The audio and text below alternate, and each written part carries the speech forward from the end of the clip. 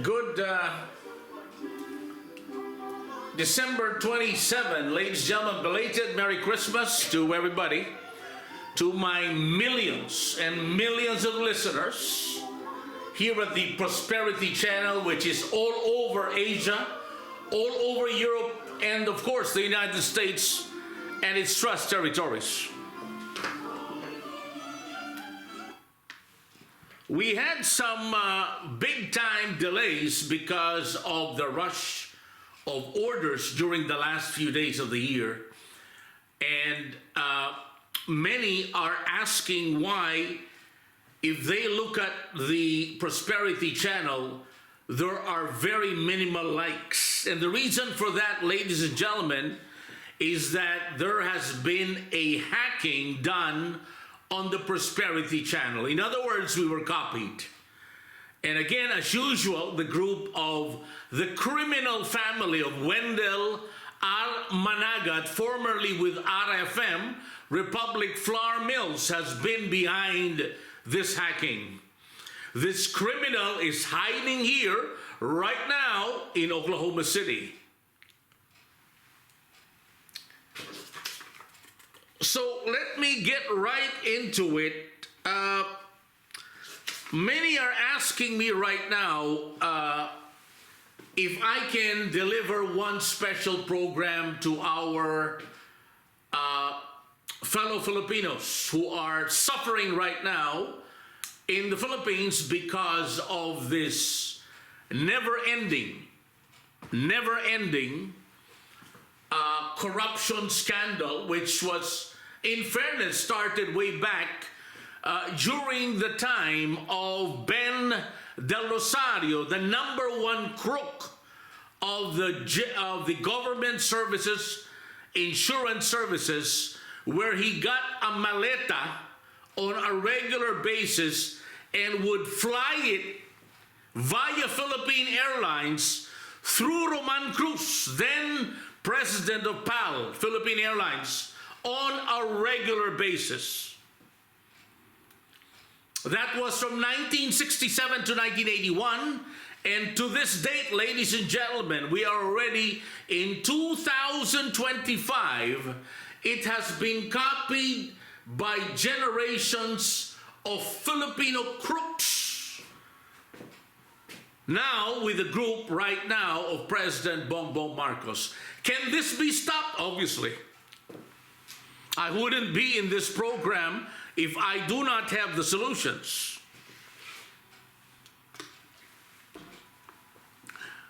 And the answer is very clear. The answer is very clear. The first step to address this DPWH problem is to replace central bank governor, the worthless,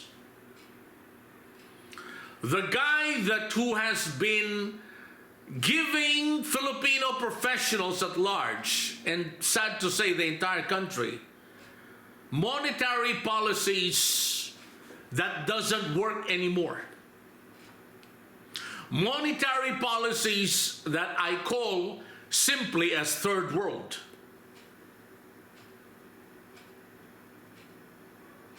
Next step would be to create a budget. And fourth step is to immediately tie up with architect June PALAFOX and a Japanese Sogososha like Marubeni, Mitsubi, Sumitomo, Sojitz, Mitsubishi, and put up that pumping station in Taft Avenue tomorrow morning. And I can do that immediately because of my strong ties with the Japanese Sogososhas, which respect me a lot. Since 1989, July of, actually way beyond that. Actually, it was about January of 1987. And this has developed through the decades, not the years, but the decades of trust and respect with each other. And I guarantee you, President Pbmm, with my reputation on the line, that can be solved overnight. Why?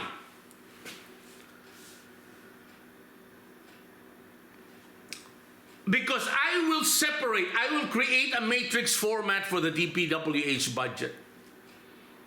And as I have said, if I have to sleep in Taft Avenue every night, I'll do that. To implement the PALAFOX, Bautista, and the Japanese Sogososha that will agree on the emergency plans to create a series of pumping stations in Taft Avenue, or surrounding Taft Avenue. And this will become the model for the other pumping stations in other parts of Metro Manila, Luzon, Visayas, in Mindanao. Pero kung makikinig na naman kayo sa walang hiya, makapal, garapal, na katulad ni Wendell R. Managa, nasisiraan na naman ako, katulad na niloko niya si John Marie Concepcion, niloko niya si Jose Joey Araneta Concepcion, wala na naman mangyayari dito.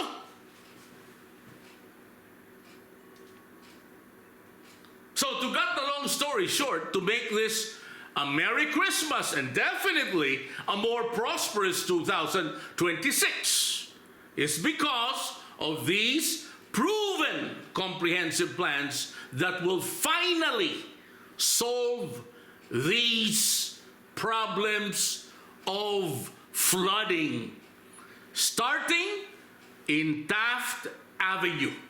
Wala na yan. Okay? Now, let me get into the next part of the program for the Filipino nation.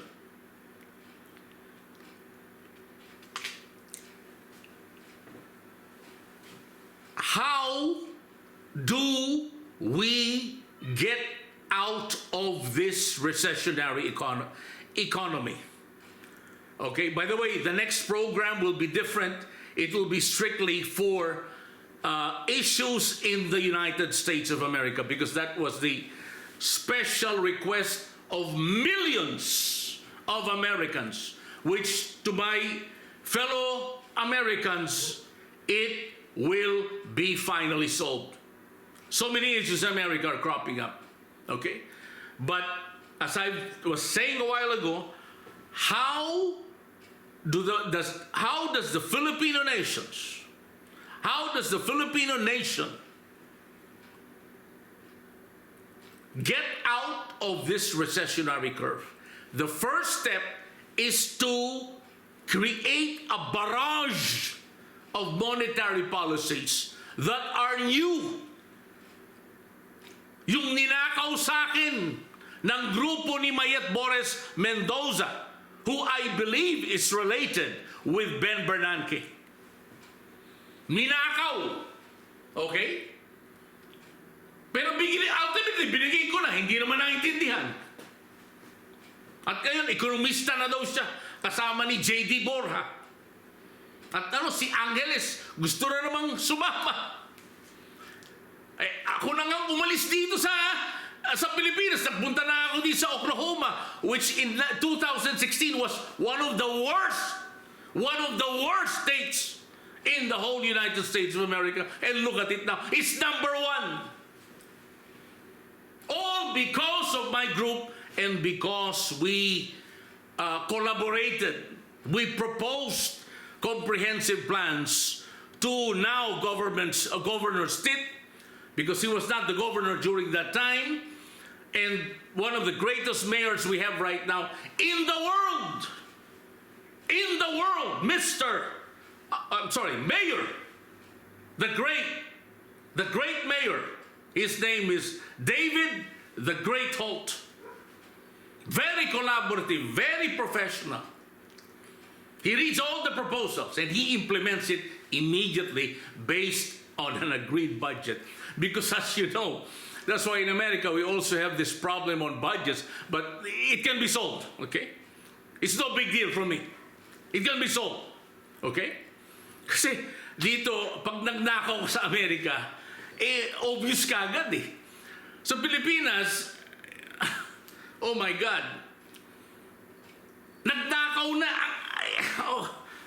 it's so clear. And up to now, there's nothing. Nothing. Except, nagpakamatay daw si Cabral, Yusek Cabral. Daw, I don't know if that's true. And the list goes on, you know. But all I'm saying is this.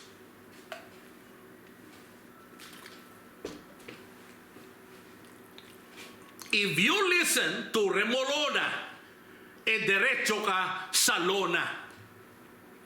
Pag nakinig ka kay Wendell R. Managat, diretso na sa kanal, sa imbudo ng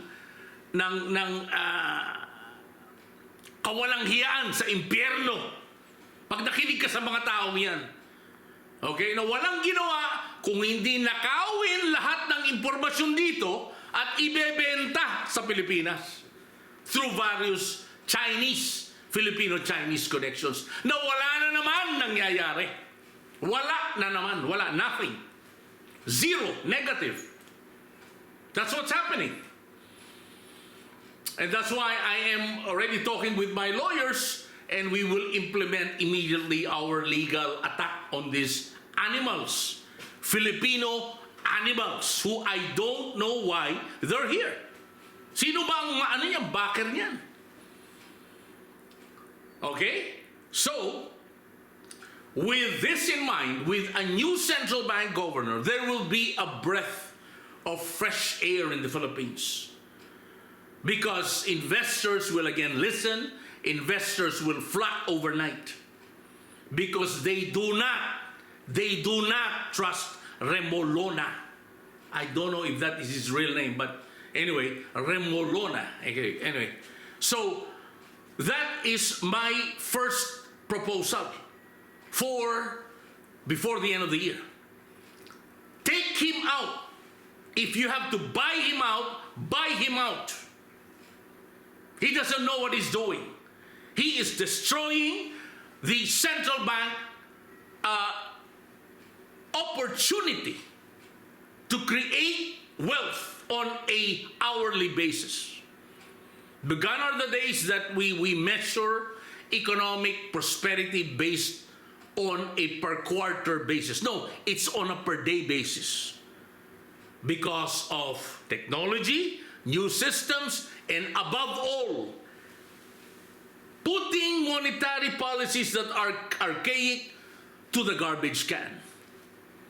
The more you listen to these animals, the more you go to hell. The more suffering the Filipino people will happen. Ang mga tao sa Pilipino hindi na lang kakanta ng ikulong ang korap. Hindi na. Ikukulong na talaga. At pinakamahalaga, tatapusin ka agad yung pumping station sa Taft Avenue para kopyahin ng bawat syudad sa Republika ng magagaling na Pilipino. Hindi yung mga katulad ni Managa at iba pa. At tanggalin natin yan sa sistema natin. And we have a professional way that is human to attack this number one cancer. Because ang major problem ngayon ni President Pbmm is precisely what he said a while ago.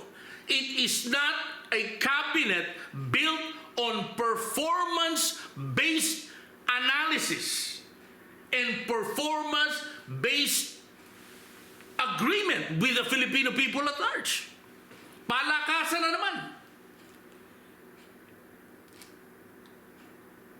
Si Angeles na naman ang nandyan, Joji Angeles. Naniloko mismo ang Walmart. Tayo na yan. Pardon the foul expression that to our audience in the United States, you know, that terminology is a foul language, but because probably of the exasperation and the suffering of more than 100 million Filipinos, 100 million, they are saying, is there anything left this country can hope for? Because at this stage, there is nothing more to hope for. Nothing. The soul of the country is already in the toilet with the Chinese.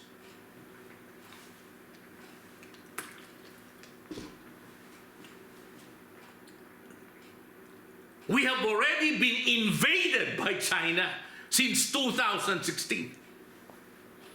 There has already been an invasion right in front of our face in the West Philippine Seas, which is only 100+ kilometers away from Zambales and Palawan. We already have been invaded. The question is, when will they attack the Philippines and conquer the Filipino nation? So, my book will be released very soon and will clearly show that there is hope. May pag-asa pa rin. Kung tatanggalin mo nga yung mga sanggalong bastos na walang hiya na katulad ng mga managat at iba pa, Angeles yan. Oh. Abelyada, Ramon P. Abelyada. Taga Mindoro yan. Walang ginawa, kundi walang hiyain dito ang mga Filipino professionals na kanibel ko. And that's precisely why Noynoy Aquino, the president, former president, looks bad right now. But now, he looks good because we already was able to expose, this worthless Filipino animal by the name of Ramon P. Abelyada. Another one is Franz Joseph Tamase. And the list goes on. And therefore, I'd like to say this very clearly. My reputation is on the line. The DPWH budget will be solved. It will be cleaned overnight. Monetary policies with a new central bank governor. And Taft Avenue will have no more floods. Ladies and gentlemen, I'm sorry to have been this bold to attack these animals because enough is enough.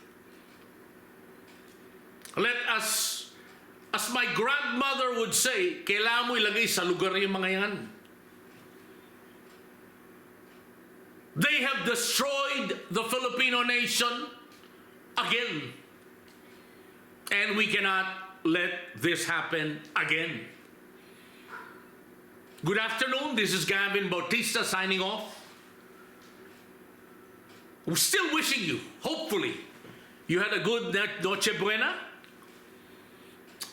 a good Merry Christmas with your wonderful families, especially the professionals who continue to carry the brunt of sustaining, creating a civilized Filipino nation. I'll see you soon. Thank you. This is Gavin Bautista, your host at the Prosperity Channel, thanking your viewership, millions of you, this year 2025. And I promise you, this will continue forever until you become prosperous.